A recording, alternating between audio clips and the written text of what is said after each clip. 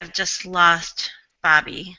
But anyways, I believe that we are now back and live broadcasting properly. There was an interruption for just 10 seconds, I was told, on the broadcast. So let me just let you continue and address it, and I'll repeat the question for the next one. okay. Um, so there are various ways to ensure compliance with turning up in court or with ICE meetings, Immigration and Customs Enforcement. A person can be released on their own recognizance, but still put into removal proceedings, so they have a court date. A person can also be put on a GPS bracelet that is monitored by Immigration and Customs Enforcement's subcontractors. They're now usually handled by a private corporation that will monitor the immigrants and ensure that there's better compliance with them turning up for court and with their check-in appointments with ICE. ICE may also require that a bond be paid to ICE, and then an immigration judge can always redetermine the bond amount. There are certain provisions under immigration law which require mandatory detention. So if someone has a crime of moral turpitude or an aggravated felony or various other crimes are listed in the statute, they're not going to be released, period. Also, persons who are subject to what's called expedited removal when they appear at the border, or if they have an aggravated felony or they have a prior deportation order, also may be subject to detention, under which circumstances an immigration judge would not have the jurisdiction to review their release status. So in terms of alternatives to detention, it is, in my view as an immigration lawyer, a good idea to have alternatives to detention. It does not mean that these persons will not be removed from the United States or placed in removal proceedings. It simply means that it's more, I guess, humane, less expensive to place them on various forms of alternative detention release. Excellent. Thank you, Lisa, for answering that. And I'm just going to repeat it one more time and then see if Andrew or Atul would like to also chime in. Would the proposal to hold less people at detention, what would be done with the immigrants that would not be detained? How would they be processed? Is this just a trade among the elements, or are we talking about having more detention centers or deporting them at a more rapid rate? Andrew, did you want to respond to that?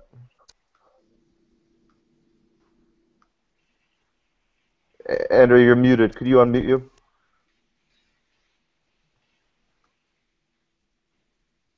Can you hear me now? Yes, we can hear you now. Okay. Yeah. So yeah, on that one, I think Lisa's response sounded extremely comprehensive, and on this question, it sounds like it's very much an immigration law question. So I think the two immigration lawyers might be the best to answer this one. Atul, did you want to comment on this question? No, I think Lisa's answered it pretty comprehensively. Personally, I think it's a better idea to not put people in detention centers and have court proceedings. And as Lisa explained, you can have GPS bracelets, you can have a range of things. And personally, I think it's the better way forward. I do want to add a couple more things. They are building more ICE detention facilities, and these are private, corporate-run facilities. And it's interesting. It's quite a big deal to have these facilities in the community because they provide a lot of jobs, and the federal government pays a much higher rate for detainees than do state and local governments. So it's quite a political thing to have an ICE detention facility. So to more broadly answer the question, more people can be released on alternative detention, and yet at the same time they are building more facilities. Obama, under his administration, has built a tremendous number of more facilities. We've got one brand new one in Virginia, Farmville, and these facilities cost a lot of money, and the per diem per prisoner is, I think, about $90 a day when they're paying at least a state jail to hold a person. So I just wanted to respond to that, that kind of all of those things that were encompassed in the question are happening at once. Thank you, Lisa. That's very, very helpful as well. Let me now return to a question of Group 3. It seems that making it easier to enter the country to work legally would eliminate most of the burdens of undocumented workers in terms of receiving benefits like Medicare and welfare without necessarily paying into those systems.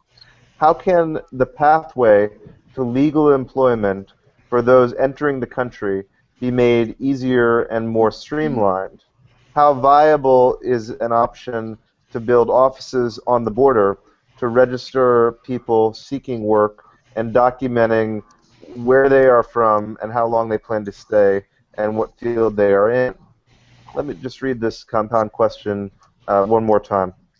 It seems that making it easier to enter the country to work legally would eliminate most of the burdens of undocumented workers in terms of receiving benefits like Medicare and welfare without necessarily paying into those systems. How can the pathway to legal employment for those entering the country be made easier and more streamlined?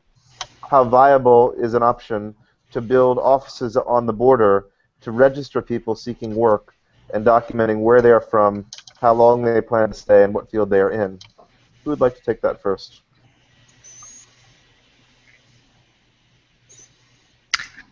I guess I'll have a crack at the first part. Undocumented persons are not typically eligible, at least for federal benefits like Medicaid. Even a green card holder wouldn't be eligible until they've had a green card for 5 years.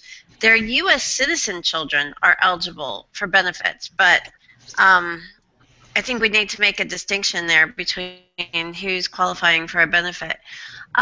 In terms of making it easier for them to get jobs, I guess I didn't totally understand what the question was getting at. Are we proposing a new visa status, or we're just expediting the visas that are currently available for workers?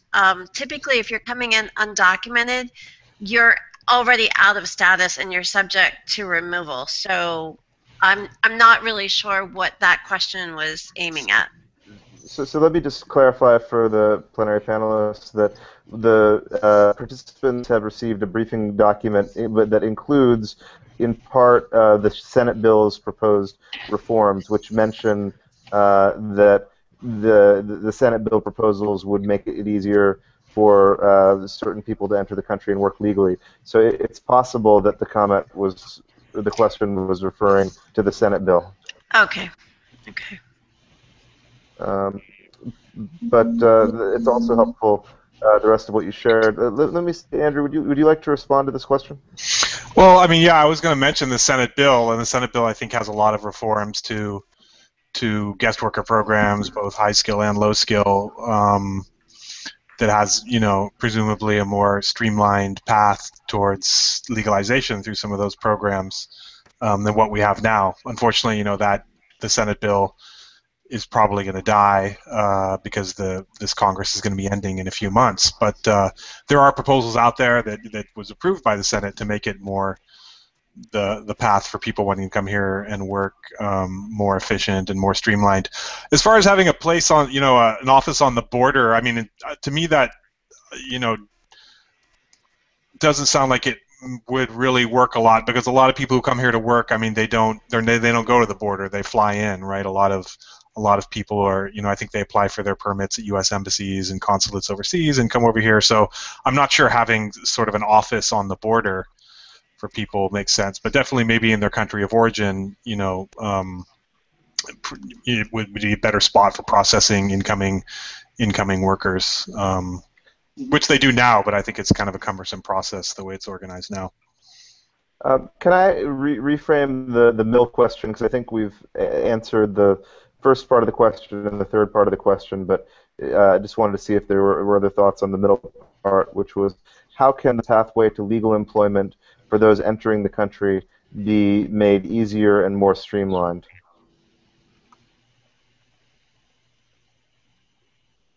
The path for undocumented immigrants? It says, how can the pathway to legal employment, so not how can the pathway to legal employment for those entering the country be made more easy, but made easier and more streamlined, was the question.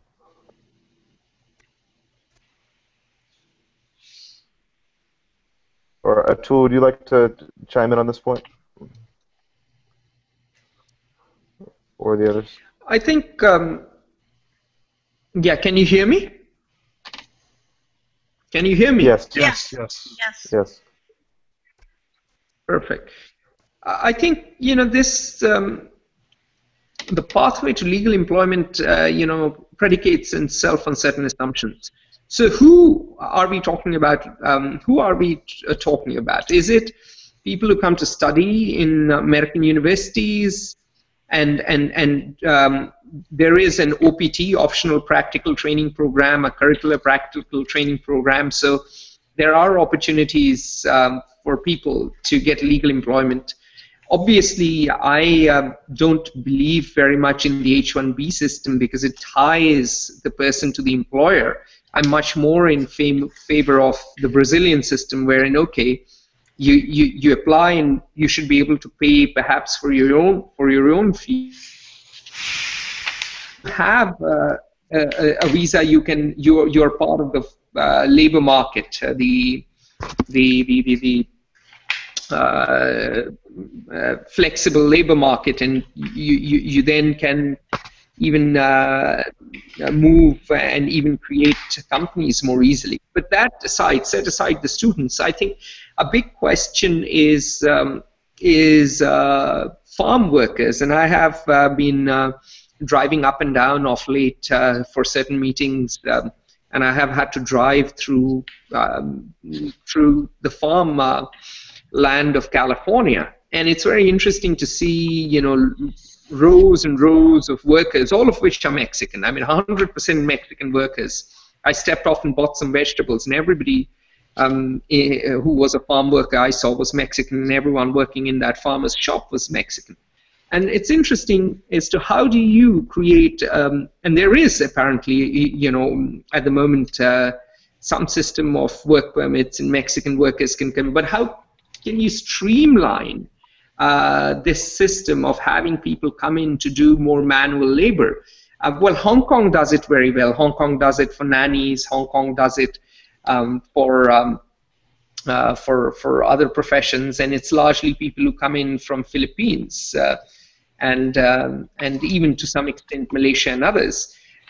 But the question is, and here's the question: is who are we targeting, and then how do we sort of create that relatively more efficient system, because immigration will always be tricky for businesses to take advantages of, so that they can hire who they want. Thank you, Atul. I think the assumption of Yes, we can hear you.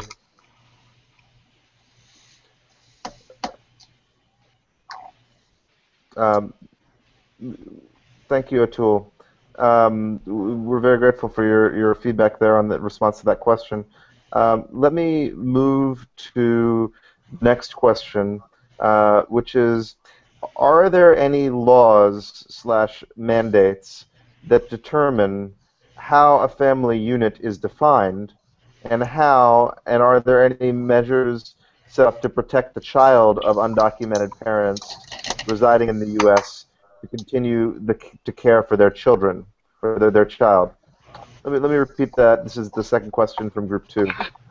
Are there any laws or mandates that determine how a family unit is defined, and how, and are there any measures set up to protect the child of undocumented parents residing in the U.S. to continue to care for their child? Who would like to begin on that? Well, that sounds like the question is a question of law, and family unit is not defined in immigration law. Who is a spouse who is a parent and who is a child is defined in immigration law. Immediate relative is defined in immigration law, as are the preferential categories. And so a child is anyone who is under 18, I'm sorry, under 21 years old.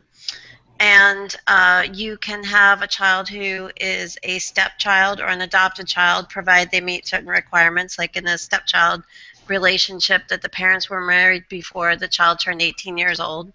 An adoptive relationship, the child has to be adopted before the child is 16 years old. Spouse is legal marriage, no polygamous relationship. The marriage is recognized in the jurisdiction where the marriage was formed. And then parent is usually easily proved with a birth certificate. So the family unit is proved that way. And if you're consular processing, for instance, and you look at the visa bulletin, which I referred to one of the prior times, immediate relative is a spouse, child under 21, or a parent. And visas are typically immediately available for those categories. And then other relatives fall into waiting lanes. So in terms of protection of the family unit, they have to fall, your family member has to fall within one of the definitions of spouse, parent, or child. There are not particular protections under the law for, let's say, a U.S. citizen child who has undocumented parents and one of those parents or both of those parents are being deported. The child may end up in foster care, staying with a relative. The child, if a U.S. citizen, has a right to remain in the United States. Quite often in situations, well, I can't even say quite often, in a removal situation, parents may have someone in the United States who can take care of the child, or they may decide to take the child with them to their country, depending on what country it is and what risk the child would face. But there's nothing under immigration law particularly that protects the child, except that it goes to different standards in different types of cases, like in a cancellation of removal case or a prosecutorial discretion case. The fact that you have a child in the United States may cause the government to be more lenient about permitting you to stay here, but it's not a black and white letter of the law that just because you have a child in the U.S. you get to stay here. Thank you. That was extremely helpful, Lisa, and we appreciate that response to that question. Let me see if Andrew or Atul would like to respond further to the question or to what Lisa just shared. Well, I mean, one thing maybe I could just comment briefly through my own research, doing, traveling different cities and communities across the country, immigrant communities, is that there, if there's special protection for a child, a lot of immigrant families have been broken up and parents, immigrant parents, removed. So there's thousands of children have ended up growing up without their parents because of the the growing number of deportations of undocumented immigrants. I think typically the fathers are deported. So that's definitely has an impact on, and some of those kids have been placed in foster care if that's the only parent who's been deported. Others tend to just end up living with their mother. But that's definitely had an impact on the children, sometimes immigrant children, but also American citizen children whose parents might be immigrants. Thank you, Andrew. Let me see if Atul would like to also chime in on this question. I think I have nothing to add there. I think Lisa and Andrew covered it wonderfully well. Thank you. Let me turn now to the next question. So this is the second question from Group 1.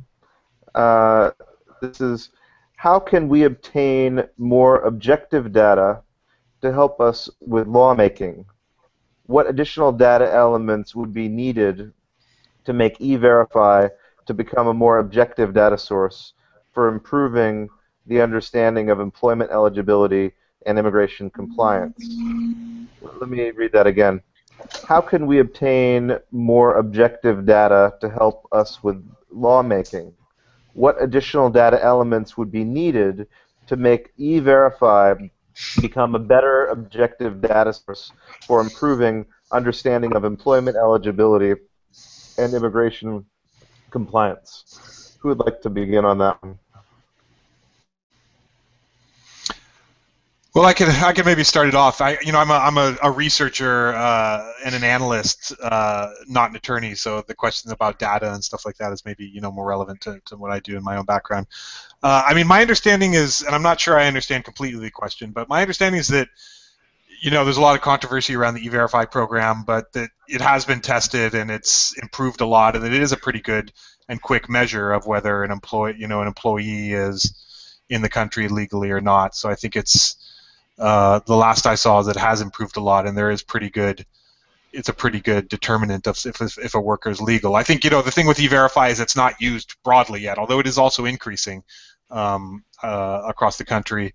It's not used by most businesses, but I think that was also a part of the Senate bill that there would be an mandated increased use of E-Verify among almost all businesses, except I think very, very small businesses, and it would be phased in over time. So again, the Senate bill had a plan for that it would be, used across, it would be increased dramatically, and that, presumably would generate more data on E-Verify because more companies would be using it, and so you'd be able to evaluate its effectiveness better.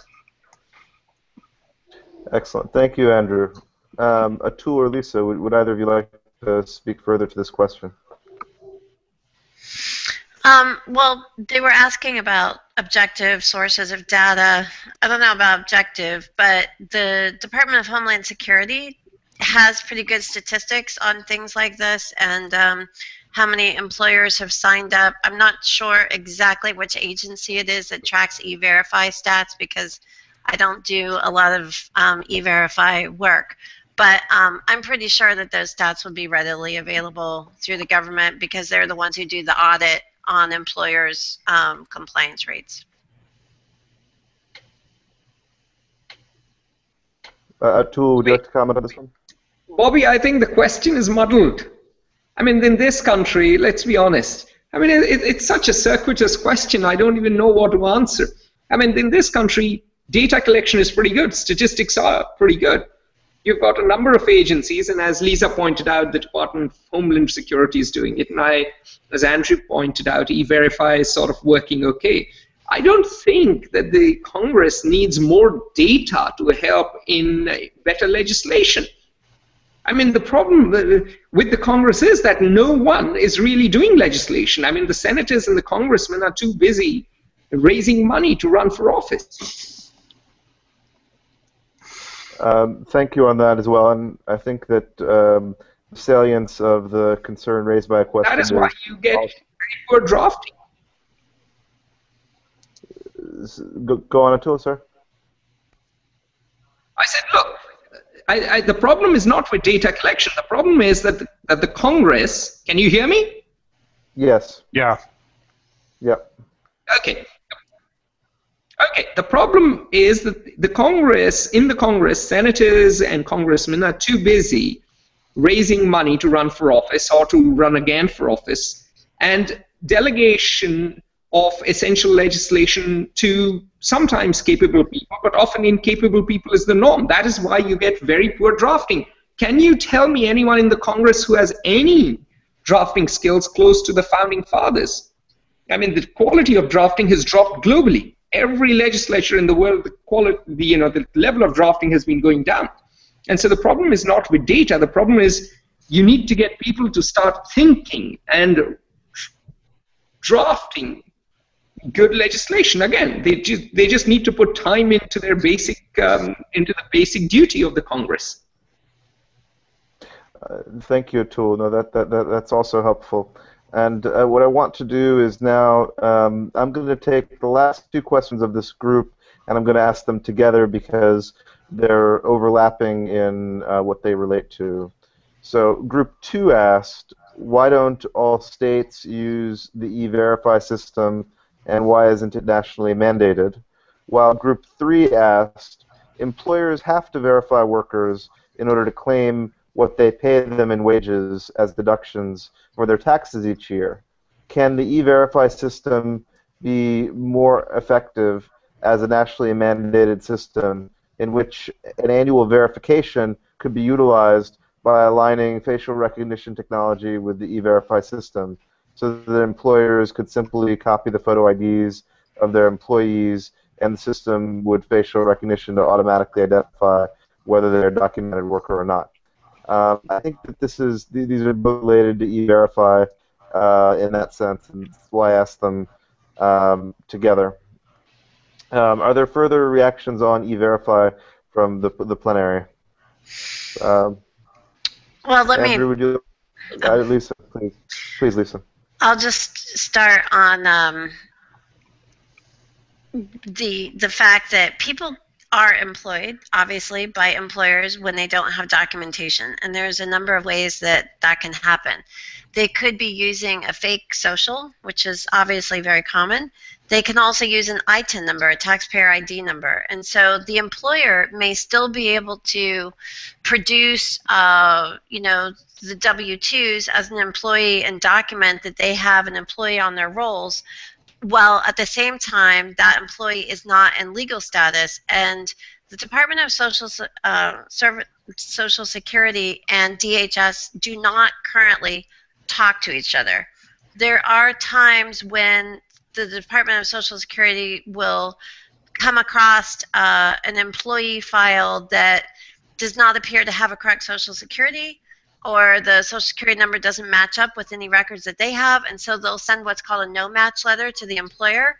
And then at that point, that's the employer's opportunity to go to the employee and say, you know what, you have, again, I don't do a lot of this work, but I'm vaguely familiar with the process. You have, for instance, 30 days to produce documentation to me that you have legal permission to work in the United States, a green card or a work permit. If you don't, I'm going to respond back to the Department of Social Services that you, Social Security, that you do not or are not able to produce any legal documentation, at which point the employer is likely to fire the employee because, now there's an investigation underway that the employee doesn't have legal status. But short of that, or audits, like when ICE does an I-9 audit of an employer's documentation that they keep on site, it's difficult to know if an employer has an undocumented worker, and undocumented workers use fake socials and ITIN numbers. So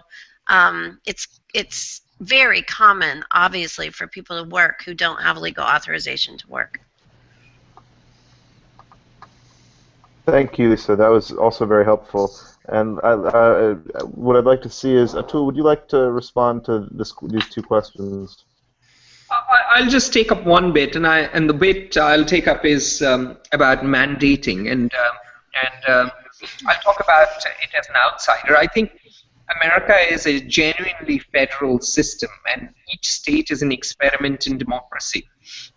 And therefore, unlike, let's say, Germany, where you have a federal system, but, at the end of the day, Berlin can mandate more easily, and the same with India or any other federal democracy. I think in America it is more difficult because of both constitutional and political reasons for Washington, D.C. to mandate anything. And immigration is such a tricky subject with a range of interest groups, with a wide range of opinions, that it is not exactly straightforward for Washington, D.C. to mandate anything for 50 states. Andrew, would you also like to chime in on this question, or the comments of your fellow plenary panelists? I mean, yeah, maybe really quick. I mean, I think one part of the question was why it hasn't been mandated for all businesses, and that's because I think businesses don't want to do it, a lot of them, and so it's been resisted. And I think there are also questions, especially at the beginning, it was seen as sort of an onerous system that was prone to having a lot of errors and mistakes.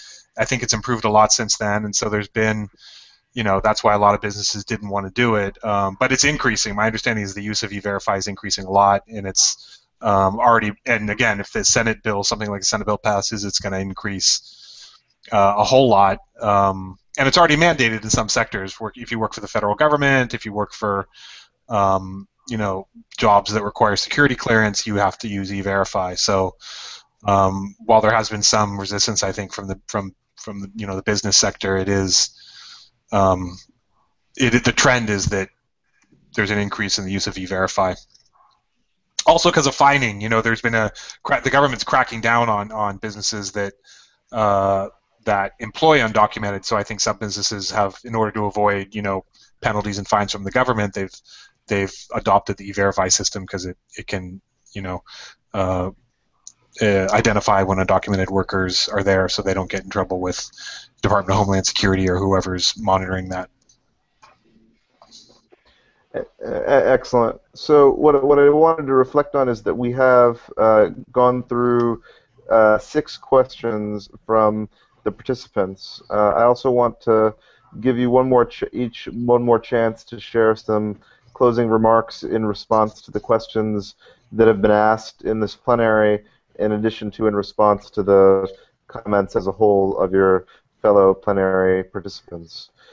We've had questions in this discussion about detention centers, about the rates of deportation that are affected by the number of spaces at detention centers. We've had questions about sources of objective data and national data on these issues. We've also had questions about E-Verify and about the situation of children who have parents who are undocumented who reside in the U.S. So on these half a dozen questions as a whole, would any of you like to speak further and share some concluding remarks? I have no further comments. Atul or Andrew, would you like to speak further? I'm good. Atul, would you like to? I just have one comment. I think that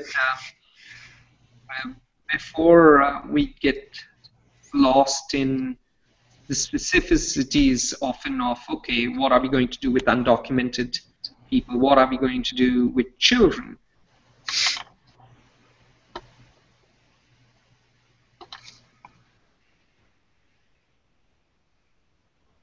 Just froze Atul. And what kind of process and timelines do we need to expedite it? I think if we start off with clarifying the basic assumptions, it's easier to boil down the specifics. And I think part of the challenge, why the specifics are so difficult when one is talking about reforms or legislation, is that we are not